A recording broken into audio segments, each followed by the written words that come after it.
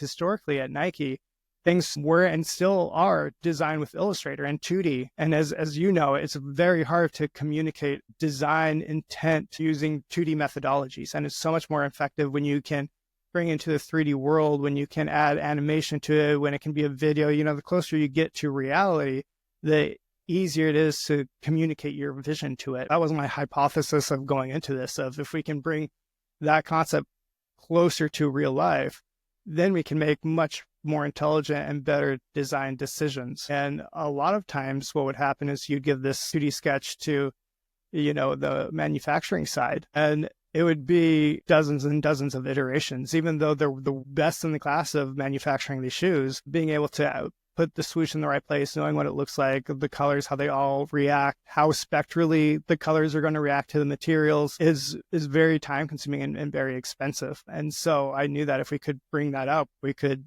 save the company just millions and millions of dollars every year. Away from home, other connection feels so strange. People changing with every phase, holding tight through space and time, across dimensions, hearts align. I met a Rick! What? Let's dive in. Welcome back to another episode of Meta Rick, where we speak with builders, innovators, business leaders that are working on the cutting edge of artificial intelligence and XR technologies. Usually with the pod, we like to take a focus on a business perspective of how these technologies can be adopted for big enterprise and thinking about how to market them to consumers, how to buy and sell them, things we should or should not be working on in the space. And today's a really exciting episode. One of my favorite internet friends we met on LinkedIn, and I just absolutely love his story. And we were lucky enough to have a chance to actually meet face to face in this new digital world at AWE a couple of years ago. So today we've got Jonathan Beals, long history of working in 3D design more than most people, a great era at Nike and currently at Adobe. But we'll get into all of those details and kind of dive into that story in just a second. Jonathan, as we kick off, for anyone listening, I'd like to start by just asking you, how do you think your friends or your colleagues would describe you in just a couple of sentences? Yeah, I think they would describe me as overly perfectionistic and incredibly curious. So I love learning, and sometimes that can make it a little challenging to put action behind it, but I just love the design world and 3D. It's been my passion for the longest time. So I think that's how they would describe me. I love that core trait of curiosity. I think that it's one of the things that ties together so many different types of people and departments. Like if you're an engineer building things, if you're a creative designing things, if you're a seller going out and trying to tell a story of how to leverage a technology. All of these different roles, especially when you're working on the cutting edge, really require that curiosity. You've got to be wondering, where's it going next? How do I contribute? So that's super cool that's one of those kind of core traits that you take some pride in.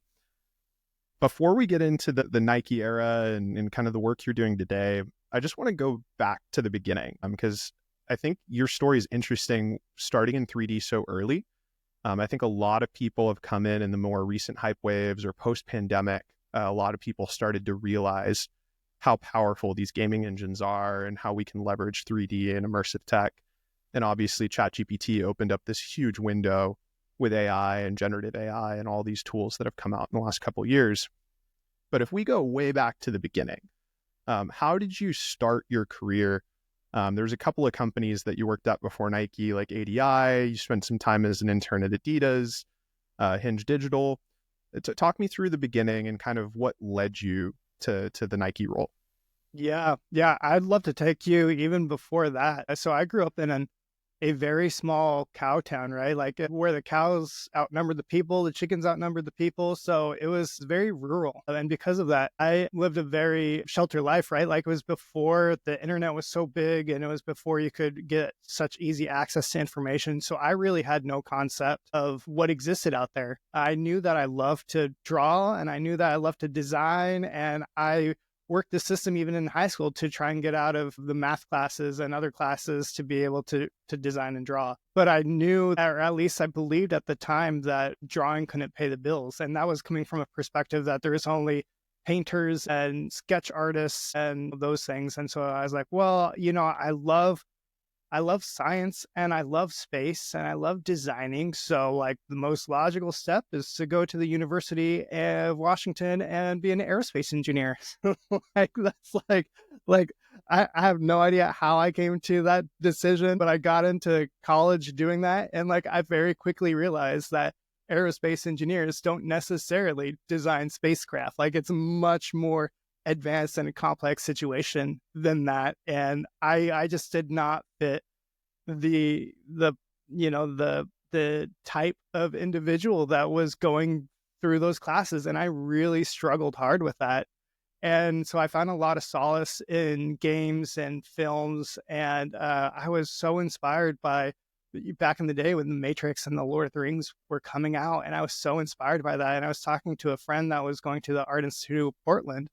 And I was talking to him. I said, "Hey, what do you do there?" He's like, "Well, I design games." And I never put that together. And I was like, "What do you mean you design? Like that's a job?" And he was like, "Well, yeah, dude. Like, who do you think creates the games that you play? And who do you create the films that you watch?" And I, again, just coming from the background, I had no concept and no understanding that that was a thing. And so I started to look into the industry and just immediately fell in love. And so I immediately quit school and signed up to go to the Art Institute of Portland with him, roomed with him.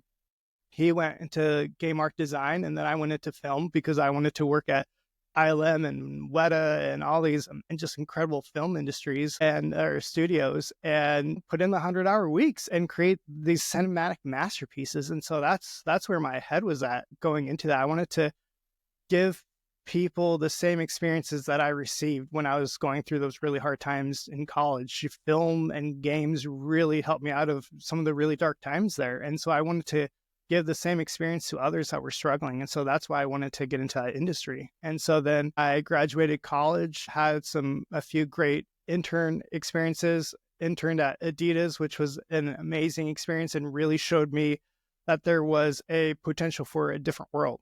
And so then I transferred to Hinge, where I was working on commercials and indie films. And my focus there was look development, lighting, shading, really integrating the CG characters with the live action and just having so much fun there. It was a small crew and it was just such an incredible time. It's different, right? Like when you're working with the creatives around you, those long days, especially when you're doing what you love, it doesn't feel like work, right? And so it's such a magical time. And then I started dating this wonderful woman who later became my wife.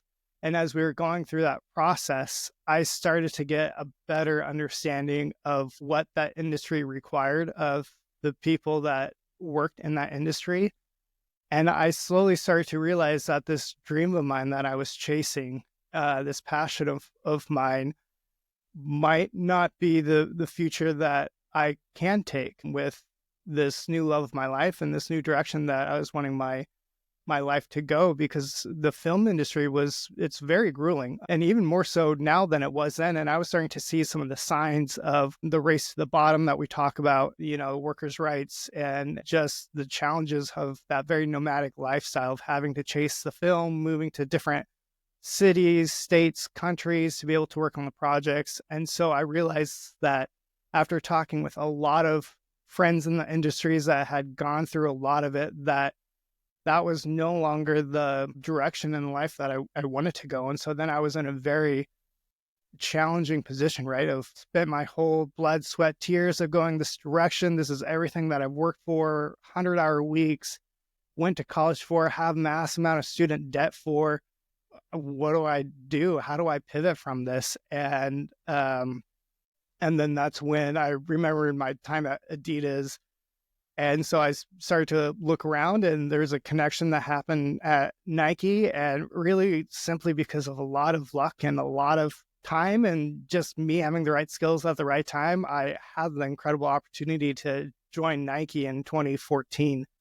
And then, the rest is history from that, and just fell in love with product and 3D design and being able to craft these incredible experiences for people to experience these amazing products. And then I spent 10 years from there, and now I'm at Adobe. I love this. And we'll get into the Nike era in a minute, because that's such a big chunk of your career and your life. And there's so many interesting projects that I know you kind of spearheaded there. There's a few things about the early days of your story that stand out to me. The first one is the importance of community and the people around you. These pivotal moments of changing out of aerospace and going more into the creative world, switching universities.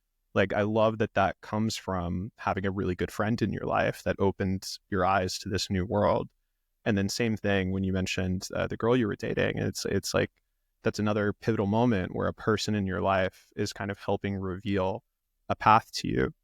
And I think there's all these studies that talk about, like, the 5 closest people in your life have the biggest influence on who you are. Like, more than anything, it's the people around you kind of pull you towards certain habits or certain ways of looking at the world. And so it's a little bit of a detour from your career, but I'm curious, when you think about the people in your life, or when you meet new people, what are some of the traits you look for in a person that are kind of like green flags for you? Like, oh, this is going to be a meaningful person. This is someone I want to keep in my kind of core circle. Yeah, and you've nailed the nail on the head with this. People are so critical, and the more that I advance in my career, the more that I become intimately familiar with that fact and so deeply appreciative of it. People are at the core of everything that we do. And so some of these features that I really look for is authenticity, right? And like you and I can have a completely different viewpoint on life or on what we do for work. But if you are authentic and if you are genuine, hey, that is such a green flag for me. Even when I was a hiring manager, we often hired individuals that did not have that skill level that was required for that role, but they had such a deep authenticity about them and just such a willingness to learn and absorb information and be a part of a team. And that is one of the greatest things that I look for in any relationship in my life. Is this individual genuine? Are they treating the people around them with kindness? Are they genuinely wanting the best for those around them? And like, that's some of the greatest people that you can have in your life. And, you can combine that with, the skills and the traits and whatever else.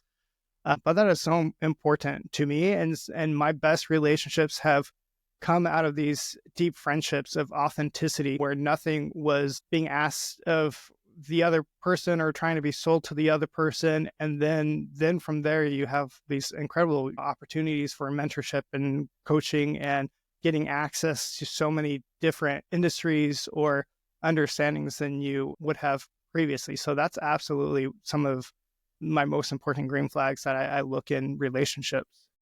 Yeah, I love that. The authenticity piece is super valuable. Like, when you can trust someone, when you can believe that they really are who they say they are and they mean the things that they say, it just adds so much value to what they can share with you. When you mentioned the hiring piece of it, where it's like, the first thing that I think of is you can train tactical skills. Like there's certain things that you can coach someone on, especially at these larger organizations. You have playbooks and you've got resources to kind of get them up to speed there. But the authenticity trait is very difficult to train into someone, kind of like curiosity that we talked about earlier. Like, these aren't necessarily skills, but they're traits. They make you part of who you are. And it's much harder as a hiring manager to coach those things into people. You kind of have to find someone who demonstrates that. Are there any sort of questions that you like to ask people, or kind of behaviors that you look at that help you validate like the level of authenticity that this person is really genuine? 100%. Absolutely. And in the business context, I love asking questions on what they do in their free time. And there really isn't a right or wrong answer on what that activity is, but asking like, hey, like, what do you like to do in your evenings? What do you like to do with your family? How do you spend your time? And some of those relationship building questions is a really revealing question, because it lowers their guard, right? Especially in that interview process, everyone is trying to be on their 100% best behavior and have the right questions. They've spent probably weeks trying to prep for this and have the right portfolio. And then when you spin the questions into their personal life, it really brings down their guard. It really lowers their feeling of needing to provide these technical answers.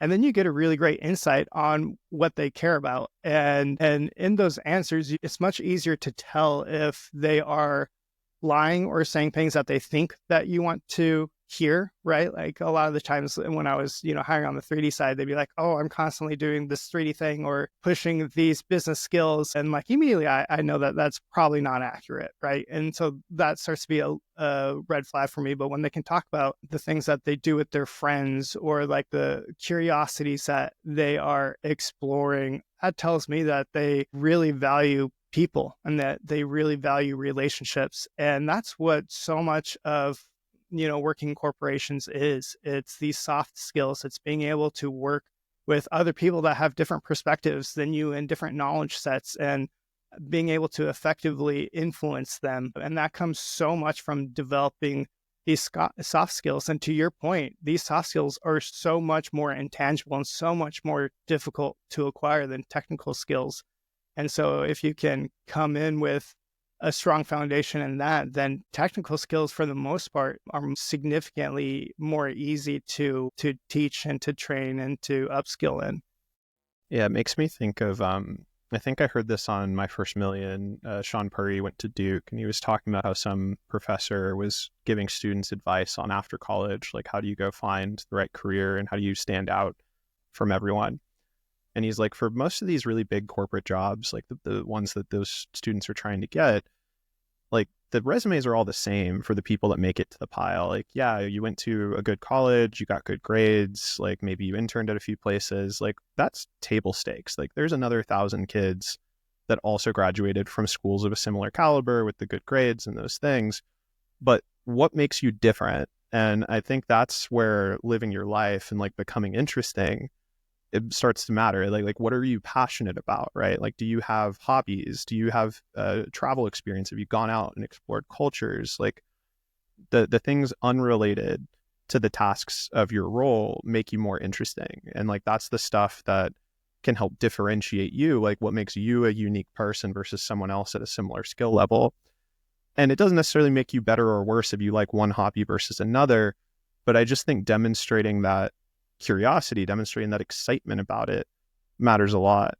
And so I find that in my personal life too. Like my favorite question to ask people is just like, what are you passionate about? And you get all sorts of different answers. And like, I don't care if it's forestry and wildlife stuff or the metaverse, right? It's like, as long as you have something that you're excited about. And frankly, if it's something I'm not interested in or know less about, it gives an opportunity for me to learn more from you and ask you more questions. And so if it's like a very unique or niche thing, that's actually almost more interesting than if it's the mainstream thing or the thing you'd expect. Super interesting. We'll get more into team development in a little bit, but there's something else you mentioned about your early days that I think is a great segue into the Nike story. So I started my career also in creative. I was an actor, I was a filmmaker, and on the pod over these last 40 conversations, so many people that work in creative technology started similarly, where their dream was to make movies or make video games or something like that. And then there's this moment where they realize I can actually work on the commercial side of creative and it's still creative. It's still an opportunity to use those skills and explore storytelling, but also have a career and stability and make good money at the same time. And so it seems like Adidas was that aha moment for you that kind of opened that door. But when you took the role at Nike, that's when you got to catalyze it. That's when you got to really take that opportunity and go all in. What was the first job that you did at Nike? And maybe walk us through a little bit of that story arc of how you grew within the organization. Yeah, it is such a fascinating and fun story. And even now, I'm so shocked at how everything came together. So I landed at Nike as a 3D designer, and really one of the first bit of crew that came there. There might have been maybe 10 to a dozen else within the company that had these 3D design capabilities. And now it's over 100 there. So like very, very early days. And I started there as a 3D designer. And there's so much, when you come from different industries, right? There's so much that you need to upskill on, right? Not just like the technical ability of how to model and create a model, but now the design aesthetics, the vernacular, what is a bomb, what's an upper, what's a tooling, how do these all fit, how do footwear, how is it manufactured? So there's a lot of that learning very early on in the days.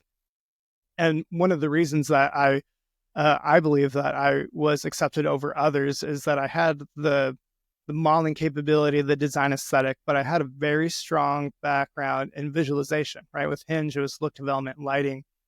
And when I joined, there was very little of that happening. And so there's a lot of the 3D modeling, and then it would tend to go to 3D printing with a little bit of that visualization. And so within Nike, you have back then you had these different categories. You had basketball and running and global football and these things. And at the time, global football was the premier category. So they were the best. They always had the best presentations. They had the highest quality products, the best design reviews. And because of that visualization background and being able to create these really stunning visuals, I was slotted to join that category as their 3D designer. And immediately I was thrust into this incredible environment where I was designing and helping to design these soccer cleats for incredible world-class athletes. So, I worked on the Hypervenom and the Magista and the Mercurial and these global football cleats for Neymar and Ronaldo and like these just these larger than life athletes. And it was such an incredible experience of going from behind the scenes to being this co-designer working on this product that, millions of kids and adults and incredible athletes will use in one of the greatest sports on earth. It was such an amazing experience. And I got into that environment and my mind was opened up to this whole new world that I didn't know existed. And it's so much more than just product design and so much more than material. There's so much that goes into it from so many teams. And it really taught me the power of collaboration and design thinking and strategy. And to your point, there's so many more ways to be creative, right? Strategy is a very creative environment, trying to creatively problem solve really complex business solutions, right? So it really opened my eyes to so many other different worlds in this business with product management and program management and engineering. And it was such an amazing experience. And a few years into that journey, I realized, hey, we're doing all this 3D design. We're doing a lot of amazing 3D prints. We have some of the best 3D printing capabilities in the world. However, we're really not doing a lot of visualization, like pre-design or pre-manufacturing. And so I really hit on that. I felt that there was a massive opportunity in this area to really go all in on this visualization, this concept visualization, and using 3D models to accurately communicate what the design intent could be before things are manufactured. Because historically at Nike, things were and still are designed with Illustrator and 2D. And as you know, it's very hard to communicate design intent using 2D methodologies. And it's so much more effective when you can bring into the 3D world, when you can add animation to it, when it can be a video. The closer you get to reality, the easier it is to communicate your vision to it. And so that was my hypothesis of going into this, of if we can bring that concept closer to real life, then we can make much more intelligent and better design decisions. And a lot of times what would happen is you'd give this 2D sketch to, the manufacturing side, and it would be dozens and dozens of iterations. Even though they're the best in the class of manufacturing these shoes, being able to put the swoosh in the right place, knowing what it looks like, the colors, how they all react, how spectrally the colors are going to react to the materials is very time consuming and very expensive. And so I knew that if we could bring that up, we could save the company just millions and millions of dollars every year. And so that's where my attention really started to turn towards building that capability than designing the product. So this is interesting because there's like a pivotal moment of a change that's happening. And you're kind of at the forefront of that change from one form of product prototyping design to a new way of using technology in 3D design to kind of switch that process. And that's a big change, right? Like when companies are designing products, it's one of the core functions of what a consumer company does is the R&D and the design work and the prototyping. And there's a lot that goes into getting one product to market before you go actually scale it and do all the ads and get it on Ronaldo's feet and all those sort of things. So the way that was done before was that it's a 2D kind of graphic design, and then is it just making like 100 variations of like how many like forms of product prototype do you usually have to make in that process? Because that's where the cost is, right? Is like 2D design, make the product, take it to a real environment and see how it performs and how it looks. Yeah. Like how big of a process was that before 3D? It is massive. It's still massive with 3D, but is, historically, and one of the reasons why Nike's been successful is so challenging to create a footwear product. There's so much institutional knowledge. It's such a high barrier of entry for cost. And we're seeing that really come down in, recent years, and just the advent of other really amazing brands with Hoka and some of the others that are coming up. And so the process was you do a sketch and you create this CAD, which is different than how we think of 3D CAD, but a 2D CAD. And you have, the specs of what materials go on what parts, and then you send that out, and then you would physically get a physical prototype back. And that would take weeks. And so just for context here, to create a shoe from concept to shelf is 2 years, which is an extremely long time, right? So there's no predicting at that point what the hot trends will be in 2 years, right? Like the reason that Nike has been so successful is because they don't need to predict the trend. They tell people what the trend is. They're the trend setters. And so that's the reason that they've been so successful. And also one of the challenges that they're facing now is with the younger generations, their tastes and their trends are changing at such a fast pace. And there's a lot less brand loyalty in that, right? And so a lot of them really love the idea of mixing and matching their own aesthetic and their own looks and coming with that. And it doesn't matter if it's Nike or Audi or Hoka or any of the brands, if it speaks to them and if it fits their style, they're going to get it, right? And so that's some of the challenges here. But historically, it would be you would do the design and then you send that out and then you get the prototype, and there'd be a lot of design iterations, dozens, and it's weeks between each prototype, and each prototype costs thousands of dollars. You got the shipping, you got, all the other logistics, you got hundreds of people part of the supply chain, and it becomes a very expensive process. And along with that, you also have the field testing. So you have to physically test the shoe to make sure that the components are holding up, that the glue is holding up, that it's fitting, that you're getting good user insights from the different user segments that you're testing in. So there's a lot that goes into it. And a huge part of that was the design, because if you're changing the design, you also have to retest a lot of the other parameters of the design changes long enough. And so 3D absolutely has disrupted that process, because now you don't have to go through these dozens and dozens and dozens of iterations.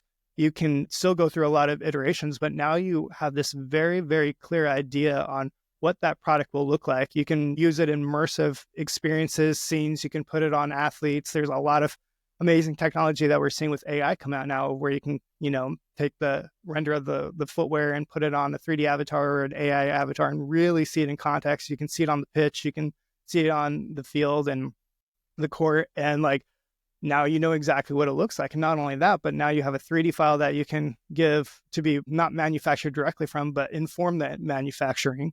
And you have the different renders, the different images. You can do turntables. You have everything in there for those designers and those construction artists to be able to do their best work immediately. Like, I'll give a very clear example on this. We were brought in really late on this project that we were working for an apparel team, where they were trying to do this very complex design. And they had been taking a year to try and communicate this with the factory. And it was very complex. It was very state of the art, new technology, new materials, and they were not getting the results that they wanted. And they could not, they were running out of time. They just had a month left, and it was either a do or die moment at that point, right? And if it didn't work, then there's a real risk that this new innovation would never see the light of day. And so we were brought in to be able to see if we could create a design tool that could effectively communicate the design intent. So I had an incredible artist on my team who used Substance Designer to create a really complex substance graph, expose the right parameters in Substance Painter, make it really simple to be able to use. Did a little bit of training with the designer that was on the project. And within 2 years, 2 weeks, this designer was able to be comfortable in Painter, work within Painter to do her own design intent, get it completely accurately. We were able to automate the renders. The renders were then were immediately approved, were sent off for the physical prototype. And on the very first prototype, we nailed it. So something that was taking hundreds of thousands of dollars, we were able to solve within a month of being able to have that accurate design intent up front. And so that was a pivotal moment at Nike of being able to see the power of what digital product creation can provide to a business. Yeah, it's massive, right? Like I love seeing opportunities like this where it's like I think with AI and with 3D design and XR, because it's all so new and because it's all associated with gaming and some of this consumer culture, like the Gen AI stuff, I think the first thing people think of is people making memes and goofy things with Midjourney or Runway or whatever.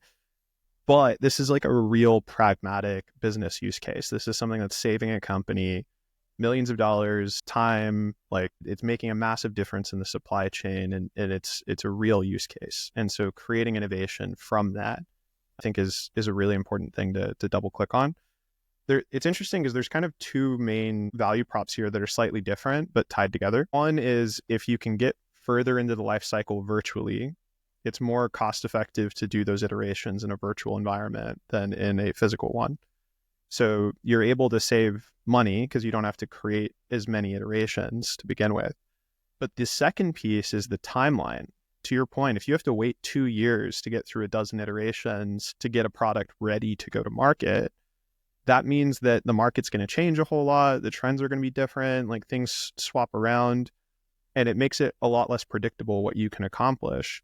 But if you can shorten the iterations and be able to get a product delivered in 2 weeks or in a month, all of a sudden you're giving the world what it wants in real time and tapping right into the market as it's developing.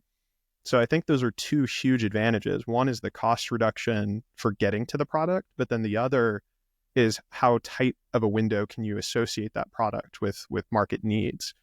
And so those are two really huge value propositions for the business on both cost saving and value add, which is just like a dream come true when you think about trying to get a tool to be adopted or finding a place for it.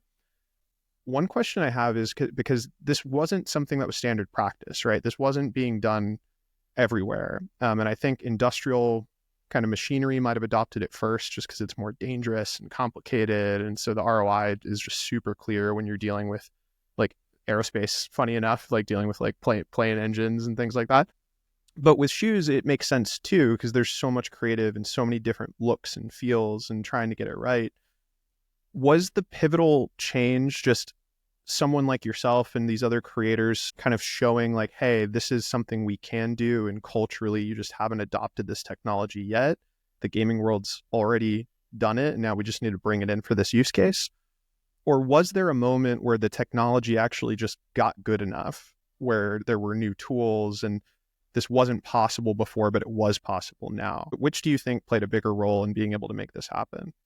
Yeah, that's a fantastic question. So it was an evolution, whereas more the latter in recent years, but definitely more of the former in the older years. And so like 3D and creating content as 3D is technically very challenging, right? It will always, maybe not always, let's give it a couple of years, but right now it's always takes more time and a more technical skill set to create a 3D model of a shoe than to do a 2D drawing of a shoe, right? And so there's a challenge in that, right? And there's a challenge in finding the right time to use 3D in the right life cycle of, the design process. Because if you're trying to, in the early days, we were trying to do 3D design at the very early conceptual stage. And it was really challenging to be able to adapt fast enough, right? So you would do your 3D model, you do your 3D design, you get feedback on it, And then they'd be like, cool, can we get that tomorrow? And you're like, I'm like, that's going to take a week. And they'd be like, what are you talking about? Well, like, we need this tomorrow. There is no a week. You have tomorrow. And so then the designers would just be revving so hard overnight, working just crazy hours to make this design request. And so it was very challenging early on for that process. And so that's why you see two complete design or different design groups in all of these GPC enabled engines like the Nikes or the Audis or even Targets, right? Like you have the traditional designers and then you have the 3D designers, and they work together, but they're different skill sets. And at some point, the executives are going to look at that and have some real hard questions on why there are two different teams working on the same work. And so the technology really started to evolve of, if this is a primary benefit right now to be able to conceptualize in 3D, how do we make this faster? And so we started to employ different parametric and procedural tools, something like some of like Blender's capabilities, Houdini's capabilities. And so then we started to shift how we design in 3D so it would be a non-destructive process. And that really opened up the floodgates of being more accepted by design. And we also have just a natural challenge within all companies of adopting new technologies. And there's always a resistance, and, rightfully so in a lot of ways. There's a lot of friction that gets added when you add new technologies, and there's resistance, and there's, what does this mean for my job and the work that I'm doing? Am I going to be replaced? And so there's a lot of really big conversations to be had and to talk about in spaces like this on how we navigate these realities.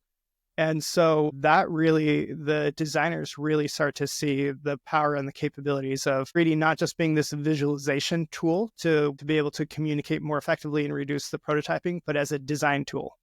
And so once the technology caught up with that, right around even the COVID era, real time really started to show a lot of promise with photorealism rendering, within Unreal and some of their real-time path tracing capabilities. And once that happened, and once Nike was forced into this area where they couldn't have these physical design reviews, 3D exploded, absolutely exploded, because now we could do these virtual design reviews, and now we could be able to have these really incredible experiences in this 3D world and be able to get not all the benefit. You can't feel and you can't hold and you can't smell the shoe and, experience it that way, but being able to bridge that gap in such an intuitive way absolutely launch the capabilities. And once you have that real-time ability, now you can start really effectively bridging that into production, because now you have this asset and it's 3D and it's got all the materials. Well, now you can use it for AR, you can use it for VR, you can XR, you can do it for production, you can do it for experiences, you can even go and do renders for websites. And now you have such a incredible use case for this one asset that financially it becomes incredibly vital to have that from a much larger part of your line. And then at that point, that's when our production side really started to explode and take on a new life. There's this formula I think about a lot as a sales rep. I've been in sales for 8 years for a variety of products. And the formula that I always think about is value minus cost plus effort equals the buying decision. So there needs to be enough value added to overcome whatever the hard cost, like whatever you have to actually budget for it, plus the level of effort it takes to adopt whatever the new process is. Because that's always a piece of the puzzle I think sometimes that gets forgotten about, is it's not just how much do we have to pay for it, it's how much effort do we need to put into learning it and adopting it. And what you're talking about there, when you compare it to the physical side, it's super clear, right? Like if we talk about a dozen iterations in 2 years coming down to one iteration or 2 or 3 iterations in a month or two, that's super clear what the value is. But when you're being associated with 2D design, if you're being compared to the timelines of what it takes to get a mock-up thrown together in a day, you got these expectations where no one knows what to expect from 3D. So some people probably associate it more with the physical pipeline and are like, this is a no-brainer. Some people probably associate it more to the 2D pipeline and are like, this makes sense, but it's so much harder and takes longer. And so there's all these different perspectives looking at the new thing differently. And so one of the examples I think of for budget justification is I interviewed Brian Moynihan, who was involved in the health program at University of North Carolina. And he talked about cadavers for medical students. how a cadaver costs about $100,000 and you still need medical students to work on real physical cadavers the same way that shoes need to be tested in real field environments. But if you could take $100,000 or $200,000 and have one or two less cadavers and have an infinite VR cadaver, then the students can get way more reps in, they can get more trained, they can get further along, they can do more iterations. And by the time they work on the physical cadavers, they're more prepared and the ROI makes sense. But there needs to be a budget allocation somewhere to adopt the new thing. And so I wonder, when you have that business case, you've proved out value with that example you shared earlier, but then eventually this scales, right? This goes from a couple designers to 100 designers. How did you guys navigate getting those approvals for adoption and like finding where to fund it and like how to actually get from 3 to 100 designers? Yeah. It was extremely challenging. Just like it would be in any company. Nike's no exception to that. Anytime that you're trying to digitally transform a part of a company, an entire company, there are so many challenges that you need to navigate for that. And so one of the methods that we employed was based off of the law of diffusion of innovation. Are you familiar with that? So you have this distribution curve, right? So you have the innovators, and then you have the very early adopters, and then you have, the early users and late stage, and then you have, kind of the laggards. So you have this curve. And what a lot of companies tend to do is they say, hey, we saw that you all were struggling. And so here's a brand new software. Here's a new digital asset management system. Here's a new tool. You're welcome. Go play, have fun. And then everyone's like, what is happening? Why do they know our job? Are they saying that they know how to do our job and that they know our pain more than we do? And now you have this friction and you have this challenge of adoption. And so we see over 70% of digital transformation efforts fail, right? And that's real. I saw that at Nike. I've seen that at other large places. Now I'm with Adobe and consulting, and like that's a very real statistic. And a lot of that is due to, a challenge within that change management. And so what we've seen a lot of these solutions are done for you. And that rarely works out. Due for all sorts of different reasons, personal reasons. There's the risk of us being replaced, or that, that the fear of someone else taking our jobs, or that the software is not the right solution. But when you can pivot that and have it be a co-created thing. And so, like, as an example, as a leader, I would knew that we would need to change some process or add a new tool. But I knew that if I went in and say, hey, we're going to beta test these tools, and then we're going to pick one and we're all going to go and learn it, it would have a very high chance of failing. However, if I would go to someone on my team and I said, hey, I see that you're really struggling with this thing. Can you walk me through what's happening? I'd love to learn more. And then you have this conversation with them. And then you can say, like, hey, like, how would you solve this? What would you do in this situation? And then you get an answer, right? And then you can say, I've been really seeing this happen with a lot of other people on the team. Do you think there's an opportunity here to improve this? And now you are co-creating, and now you are co-authoring, and now that person has ownership in this. Now your chances of digitally transforming that thing are just astronomically higher, because if you can get the innovators and those early adopters bought into your why, and having a very strong why and use cases and everything, they're bought into that mission, they are going to be that catalyst that moves the entire organization. And you only need to get that 10 to 15% of people bought in and using the tool, because you'll have the early adopters that are going to look at that and say, wait a minute, like, they're having a lot of success with that. They're having fun. They're doing amazing things. I want to be a part of that too, but I didn't want to be the first mover. I didn't want to take the risk and the time investment in those things.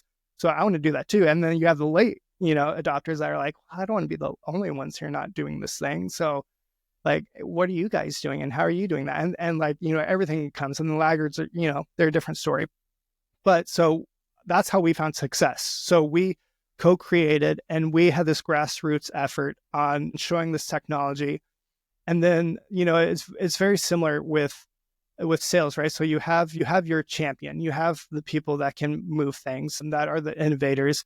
And then you're essentially an executive buyer, right? So you need adoption at the executive level that has the money, that has the resources, that can make those things happen. And the only way that that happens is if they fundamentally believe in your why, if they fundamentally see the pain, the implicated pain, and can see that the solution that you're employing is going to solve this pain. And they have to absolutely trust you, because there's a big difference in like, yes, that tool, that new workflow, absolutely, that's going to solve it. But I don't know if you can be the person to pull that off, right? And so that's a big nugget that most people don't recognize, is that when you're trying to influence executives, you have to de-risk the situation as much as possible for them, because their job is on the line. If this fails, if it doesn't go good, their career is very much on the line. And very similarly, not to throw shade at anyone, right? Like, we all have families. We all need to have some of that stability in there. But it could also have way more significant impact on the rest of the business than what we as middle management or designers can understand and see. But if you can de-risk it, and if you can propose things in a way where financially it's very low risk, business impact is really low risk to try this in low pilots, then you combine that with the innovators and that grassroots movement, and then you all of a sudden turn this 70% failure rate into a 70% success rate. And that's how you can really influence in these larger organizations. And that comes down to what we've been talking about, is the soft skills, especially with AI and technology evolving, are going to be so absolutely fundamentally critical for a designer's success to be able to navigate the ever-changing corporate landscape. I think this is so insightful, because for both buyers and sellers. So I think on the buy side, this is something where a buyer might buy one piece of software per year, or maybe they've never bought anything before. Some people are going to buy a handful of softwares every year. So they're not sitting in buy cycles all year long and going through that internal sales process of navigating stakeholders and gathering buy-in and proving the business case. Sometimes that's not a fully trained muscle for internal folks. And when you want to create change, like, that's what you have to do, is that internal sales process. You have to essentially become a seller of the solution that you want to create. And I think for salespeople that listen to this, your role is to enable that. Your role is not to convince anyone or persuade anyone or to switch people's minds. It's not the whole Wolf of Wall Street thing. Like, that's not what enterprise sales is, especially not innovative, cutting edge technologies. Your role is to find someone like a Jonathan, right? Like someone who can champion this, who sees the problem, lives in it, and to help support them with whatever solution or service you have, right? So sharing content and storytelling and coaching on based on the 100 other sales cycles that I'm in right now. This is where I see deals fall through and where I see them be successful. And how can I coach you on that experience? Because I am sitting in deal cycles all day long, every day. And so I think that mindset shift is what separates really great enterprise sales and customer service teams from ones that maybe aren't so great, is just that simple mindset of, we are partners on this and we're helping you navigate that change, not trying to like shove something down your throat. This is also a really good segue, right? So I think that this experience at Nike, we could probably do like a whole 2-3 hour feature just on that. And I kind of had a feeling it was going to be the bulk of what we talked about. But that experience has now given you such a great skill set of how to navigate these processes. And you understand the technology as a user, but you also understand how to navigate these corporate structures. And it seems like that's sort of part of your role at Adobe now, right? As a solutions consultant and kind of helping people through this. Maybe you could tell us a little bit about what that role entails and kind of what you're focused on now at Adobe.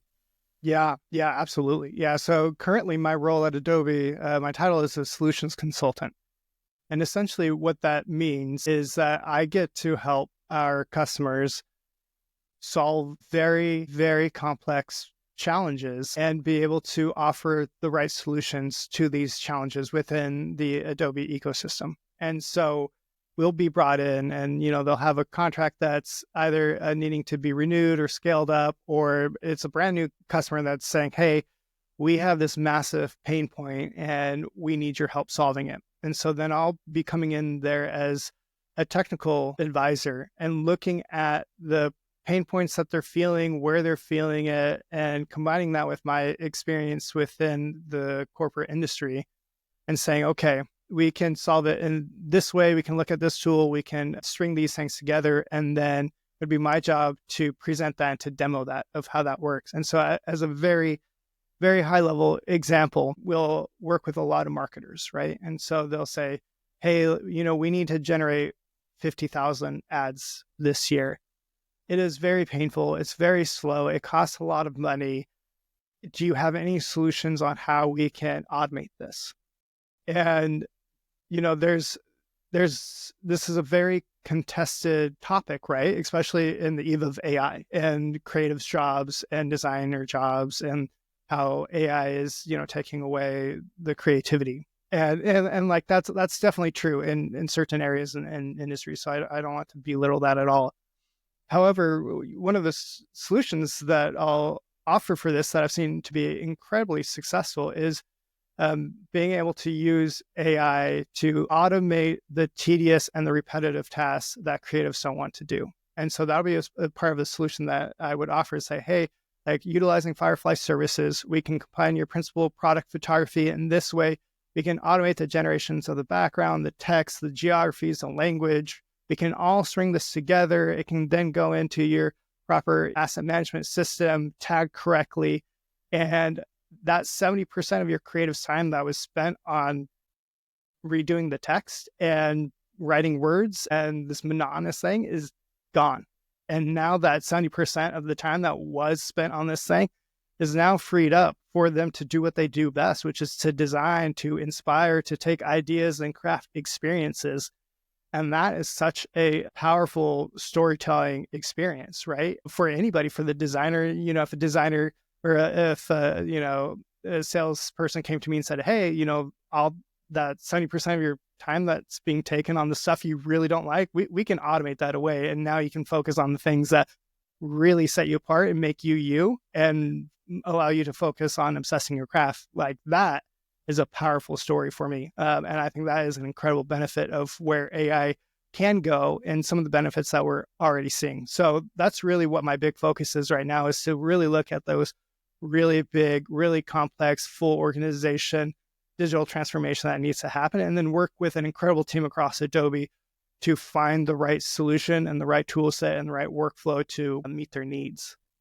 That's amazing. I think that you're right. And this is a very polarizing topic of AI replacing, enabling, and especially for creatives. I think that where the training data comes from for these LLMs, like, it's very personal. And so a lot of creatives' first gut reaction to all of these LLMs and AI generation is to push back against it, because they're honestly afraid, right? Like, they're afraid of their role and like their work and what they can provide.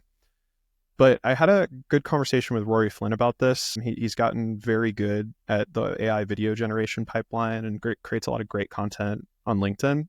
And it was really interesting to hear his story of how he got into AI. And he was really focused on supporting a design team. He was in a sales role where they were providing e-commerce, like mock-ups for emails and things like that, like product design or product marketing design. And he gets a lot of lashback from creatives that the AI stuff he's doing is like against the creative world or against their roles or whatever. And he takes a lot of pride in the fact that it's the exact opposite. He's like, I work with designers and they're all overwhelmed. They're all overworked. I've never met a designer who has free time. Like, every designer I've ever met works more hours than they're supposed to, is being given more projects than they can handle. And that has risk to damaging the quality of work they can do, their mental health. Like, the gaming industry is famous for this, with the game design teams just being ridiculously overworked to try and get like the free to play games, like getting enough products out there and loot boxes and stuff like that. And so his vision of it is like, if I can take the client vision 80% of the way through the process, similar to you're designing shoes, to cut down the iterations that are needed to deliver on this, if we can really understand it, then by the time I hand the project to my designer, they're able to focus on the really creative stuff and deliver a really polished piece of work. And they don't have to go back in and do these monotonous edits and going into Photoshop and resetting a layer from 12 weeks ago that should have really been figured out. And it actually makes their lives a lot easier, and I don't think there's much risk in them losing their jobs because they're already so overworked. So it was interesting to kind of hear his take on that. It's really aligned to what you're talking about, of like, how can I help remove the annoying work? How can I help automate these little tasks? Mhm. I do want to do just a quick time check. Do you have a hard stop in 10 minutes, or do you have a little bit of time? I've got a little bit of time. Yeah. Awesome. Because I think as we get into the Adobe stuff, it opens the door to some really interesting topics around AI and kind of how it's being used. And so I want to hear your take on when we talk about automating kind of the annoying things. Like, what are those annoying things? Like, what are some of the things you're hearing where AI can play the biggest role in enabling creatives instead of replacing them? Yeah.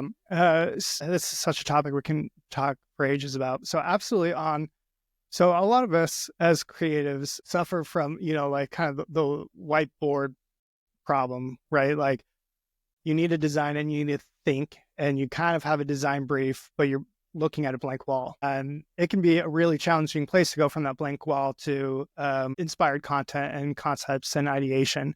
And AI is phenomenal at generating concepts and is phenomenal at generating new ideas and being able to create concepts and thoughts and experiences that I would have never thought of. And that's one of the ways that I love to use AI is just like, hey, okay, I need to design this thing, create around this thing. Like, give me 100 different iterations and variations using all this different design thought, and let's be inspired. And now I have this artboard and this mood board that I can go in and pick from and be able to think of things and solutions to problems that I would have never been able to come up with by myself. And so that really expedites that cycle. And this is a part where like designers and the creatives really have a leg up, because in order to be able to spot a good design and to create a good design, you need to have a very strong design aesthetic, right? And so like, just because someone can create this very photorealistic mid-journey thing doesn't mean it's a good design. And that's really where the power of the designers can complement AI, is being able to take these concepts, be inspired from different cultures and different perspectives, bring it all together, and then create a design off of that. And that's a really effective way that I've seen AI on the gen side be able to positively impact creators, because it really downscales the amount of time needed to do the initial concepting and ideation. And it still gets around some of like the weird legal gray zone of like IP, right? So you don't want to use, like, at least in some of the design circles I'm in, the Gen AI output directly as a final product. So you can use that as inspiration, do your design sketches, do your 3D model, and then now you have your design product. And that's highly effective. And I've also seen it completely radically automate very complex aspects that are just really annoying to have to do. Going back to your Photoshop example of having to, like, if you're in a Photoshop document, having to like rename 100 different layers 100 different times, that's not creative work. That's really monotonous and really time-sucking work that is just part of our job. The majority of a creative job isn't actually designing, it's administrative work, and it's managing, and it is trying to find information and details. But if you can start employing some of these technologies, so that's not just Gen AI, deep search, right? Of being able to tag and be able to find and be able to save and being able to organize your information, you can be so much more effective than you ever were before in a completely different design field. I am very close friends with this product manager who's been exploring with Replit and some of these other product management geared coding tools. And he was able to take an idea all the way to prototype and hand it off to his client. And within a couple of weeks, that would normally take a couple months. And he 5x his output for the prototype, for the concepting phase, and having AI help him envision his creativity and his strategy and package it up in a way that could be very clearly communicated. He was so blown away, and the company was so blown away that they talked to him and they said, I don't understand how is this possible? We have product managers and all these like that have been working on this for months, and you come here with a prototype in 2 weeks. That's going to be a big challenge. The product management whole system is in a huge upheaval now, but with all of us, that's going to have to grapple with, right? Because if you think about it from just a corporation C-suite level, if you have like a designer that can do 10 times the work of someone else with the same amount of hours in the day, it's very hard to pick the other designer in that case, right? And so it's going to be on us as designers and creatives of how do we effectively use these creative tools to be able to not only do more work, but better work in the same amount of time. So we're not burning more hours, because that's going to be part of the future that we're going to have to contend with, regardless if we want it or if it's right or if it's wrong. That's going to be a huge part of our future. And it's going to be those designers and creatives that can harness it in the most effective ways, the most creative ways, that are going to see the most success.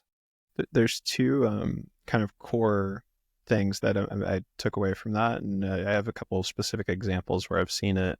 One is the iterations on creative ideas.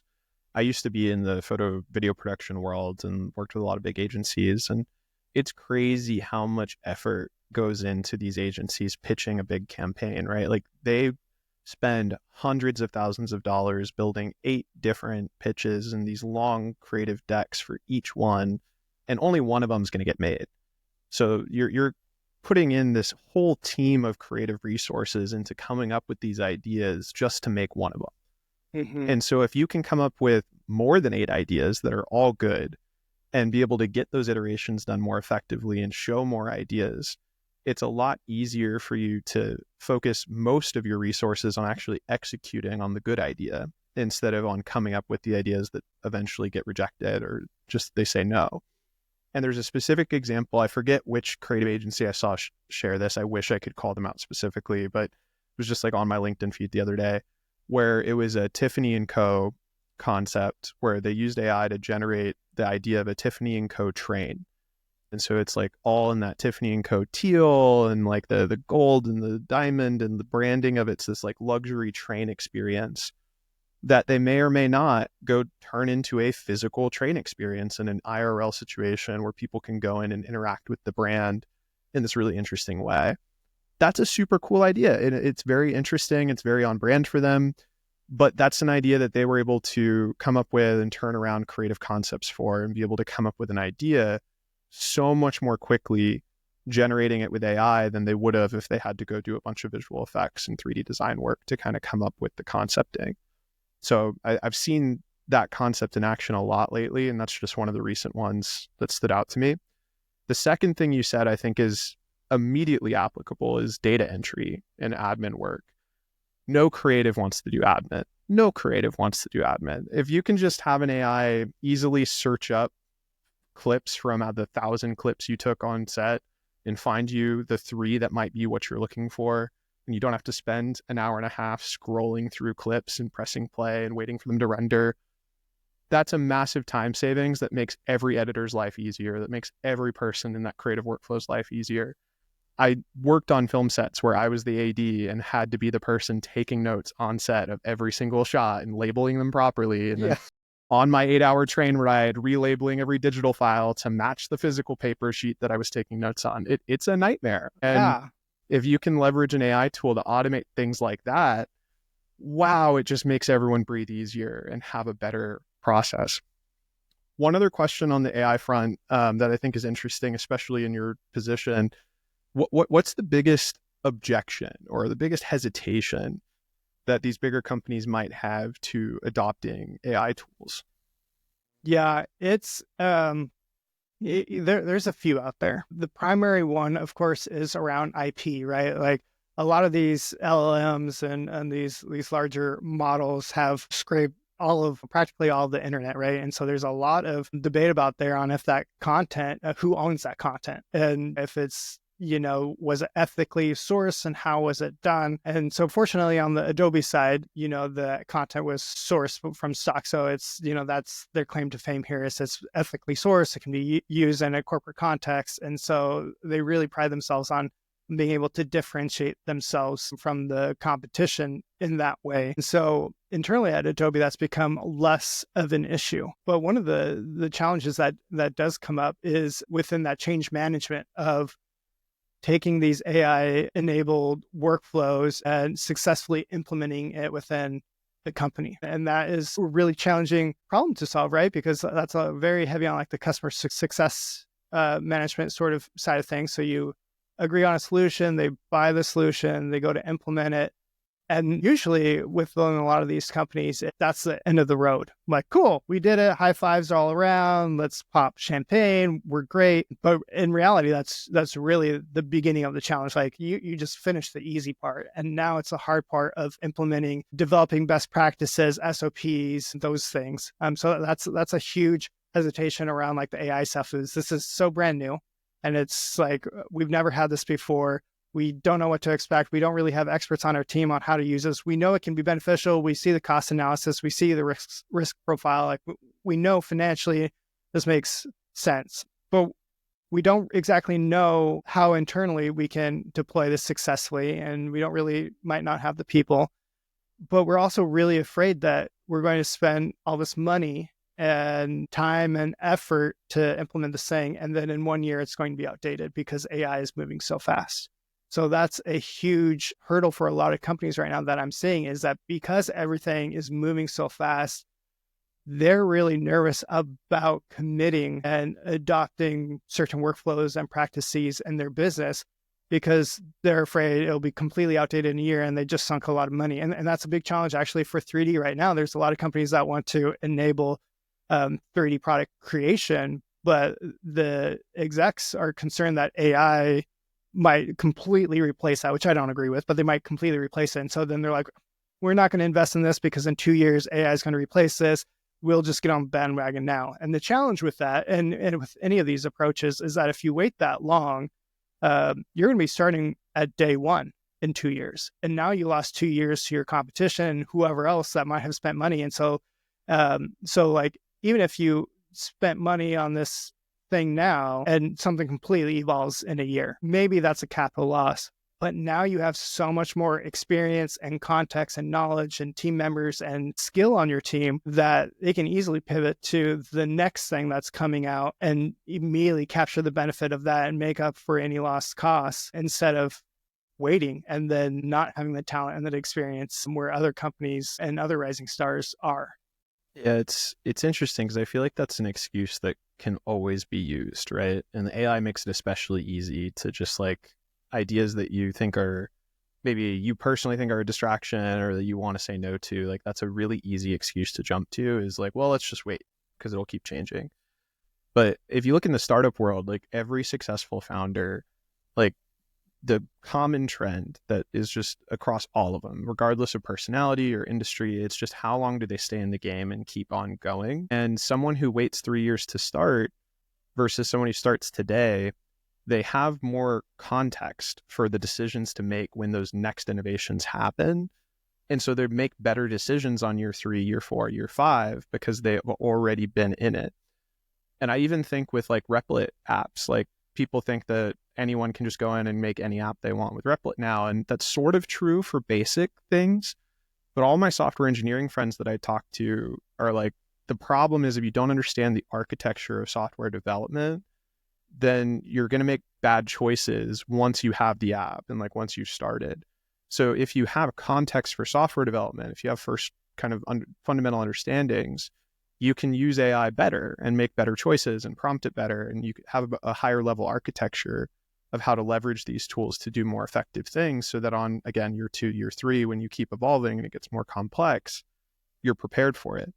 I even go back to the creative world and think about photography, right? Like a lot of the greatest photographers I know in digital photography picked up a film camera and started playing around with like what ISO actually is, which is different types of film, not just a little knob on your digital camera. And like understanding composition and lighting. And like when you understand the fundamentals of photography, when you go to a more advanced digital camera and get into Photoshop, you can do better photography because you have a deeper understanding and mastery of the subject matter.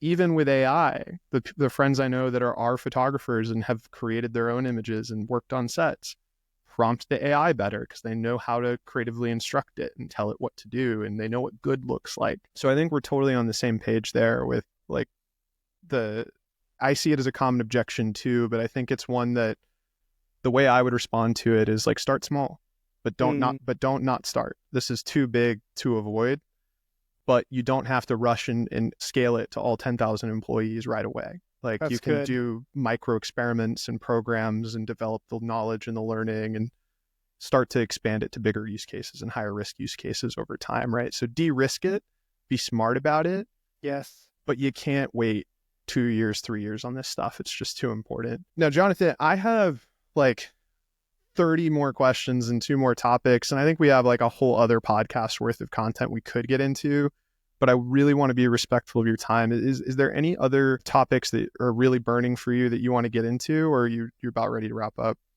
Yeah, I'm with you. I think we could do a part 2 here, maybe even a part 3, and continue to go down this, because I think these topics are too important not to discuss, especially on that leadership, the creative management. How do you effectively lead creative teams in such an upheaval in the industry? They're so important, and there's so much fear out there from creatives and designers on wondering what's going to happen. I mean, we've seen, mass layoffs in the film industry, mass layoffs in the game industry.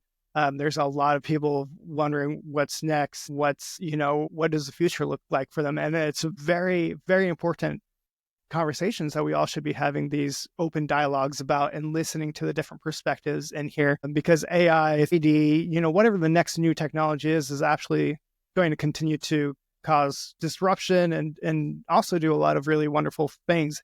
And it's like every other big technological leap that's happened historically, right? There's been big changes, and jobs and methods have changed and worked around. And I see like there's definitely such a huge opportunity here for those that really take the time to dig into these new technologies and be able to find creative ways to lever them in their jobs, to be a better designer, to be a better leader, to be a better creator. And it seems really like, a lot of this is going to have an effect on, middle skilled, right? And so there's going to be this huge, huge need to be able to get a very strong foundational knowledge, like to your point with the photographers and like the ISOs and f-stops, and like really understanding this. And then there's going to be this big chasm where they're going to have to cross of the entry level thing of where everybody can do it and everyone is AI enabled, to the senior level where you have the expert eye, that you can know what the design is, that you can be able to communicate what the feedback is and how to coach and lead. And then that middle side that's kind of in between, that I think is going to be a big struggle for a lot of companies to be able to understand how much of that they should have and where that should fit. Because if you have the juniors that can do the same level of output as that middle level, and then you have the seniors that can be able to provide the feedback, it's a very challenging position to be in. So that's what I would just encourage everyone is, exactly what you talked about. Take the small steps. You don't have to go all in. It doesn't even have to be traditional AI. It could just be learning 3D, or it could be learning another creative tool, but continuing to push your skill sets and learn and grow as a human, and as a designer, as an artist, as a program manager. It's not only going to make you more effective in your career, but it's going to have such a profound impact on everyone around you. And that's one of my missions is I want to continue to get better so that those around me will continue to be positively impacted, and that I can leave an impact on those around me. And I think that's sometimes maybe even more important than exactly what we focus on or exactly how we get there. Yeah, I love what you're saying about how AI is going to impact different skill levels differently. The juniors, I think it's still going to help them, right? Like even though I said the thing about like depth of expertise will make you better with AI than lack of depth of expertise with AI. But tying it back to the photography example again, there's a ton of really talented photographers now that essentially just used Visco and learned about presets and played around with framing on their phones. And like, that's how they started. But as they gained a following on Instagram, or they found their style that they really liked, they started learning more and delving deeper into what good is. And then they became experts because the tool bridged the skill gap for them, so they could start with less friction. They didn't have to go get a DSLR and learn how to set up a tripod and all these other things. They didn't have to learn Photoshop. They could skip all of that. But so many of the best photographers that I met back when I was in that world started that way. And then they went to using Adobe Creative Suite and playing around with Lightroom. And like, they're like, wait, if I can control the pixels, then I actually can make my own presets. And then they kind of delve another layer into their expertise. So I think it's like with software development, Replit is like a gateway, right? Like it gets people that never could have started software development or never would have to start, because it's not as hard to get started anymore. Exactly. But if they want to be really good, there's still that depth of expertise and going a step further that's really important. Yeah, exactly. You know, I think we're going to see a huge creative boom, and especially in this design community, as these new technologies are continuing to democratize that. Like exactly what you said, it's going to continue to lower the barrier of entry, right? Like you look at the AI video, and now you don't have to, you know, someone who might not have the resources and might not have the levels of experience or the opportunities for that can now create and be inspired and design and think and communicate in a new medium that they would have never been able to previously. And now they can use that to stack their skills and slowly get better, and then slowly get more opportunities to get access to the more advanced tools and the teachings and whatever that. So I think it's just going to completely open up massive amount of opportunities to those that can see it in front of them and not be afraid, and to take that first step and to learn something new. Like I just think of the Batman film that went viral, the AI Batman generated movie. It was like 3 guys, and there's a lot of VFX work that went into that too, and like great sound design that helped make up for some of the limitations in AI video. But I was still impressed with the variety of shots that they did, and like they did a good job on it. But the reason I bring that example up is, imagine you give those same 3 guys that made that Batman movie with AI in 3 weeks, give them a $10 million budget and a small crew. They have learned all of the skill sets you need now to understand what good looks like and what they actually want. And if they had like a little bit of a budget, they could probably do more with that 10 million and that small crew than some people could do with 100 million and a much bigger crew. And I think that's the real story here, is like being able to upskill, close gaps, be able to accomplish more and innovate. That all holds true. It's not about, is that Batman movie a film festival award-winning film? Like that's not what I got from that going viral. But as we close out here, Jonathan, like I obviously love your story. I'm so excited we get to share it with the audience here. Where can people follow you? And is there anything you want to plug about the stuff that you're working on today? Really, I'm only semi-active on LinkedIn, but I love community. So feel free to connect there, DM me. I love talking with people and hearing their stories and offering, any advice that I can lend from my experience. So that's what I would recommend there.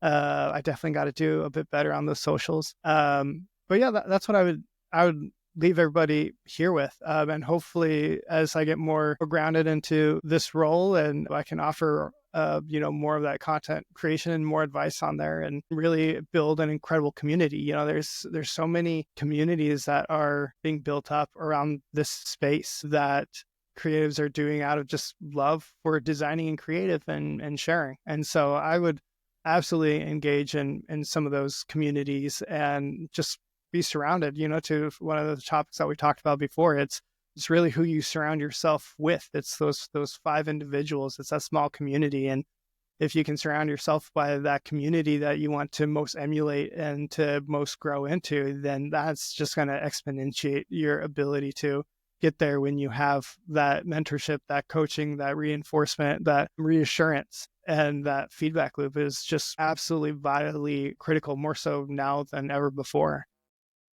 Yeah, definitely give Jonathan a follow on LinkedIn. His story, again, is like one of my favorites out of all of the people I've met through a random DM. And it's so grateful for the time today. And we definitely will run a part 2 at some point. Again, we've got like a whole other hour and a half, 2 hours worth of content I think we could dive into pretty easily. Otherwise, thanks so much for the time. And that's the pod.